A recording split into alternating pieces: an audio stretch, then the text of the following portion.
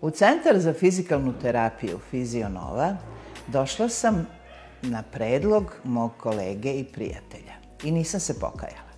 On je imao slične probleme kao i ja i tvrdio je da se izlečio.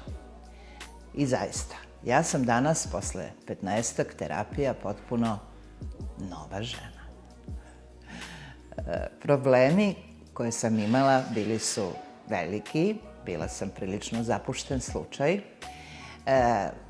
Prilikom terapija koje nisu jednostavne, bilo je i plača, i kuknjave, i krikova, neartikulisanih zvukova, ali sve je to moralo da bude tako, jer jednostavno ovde se na veoma ozbiljan način bave problemima koje ja imam. I zaista ja posle ovog vremena ja hodam sasvim drugačije, nemam bolove i trudit ću se da ovo održim. Osim toga, oduševljena sam odnosom ljudi koji ovde rade prema pacijentima.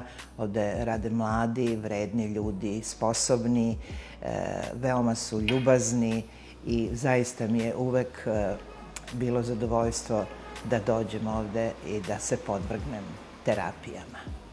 Hvala vam, Fizionova.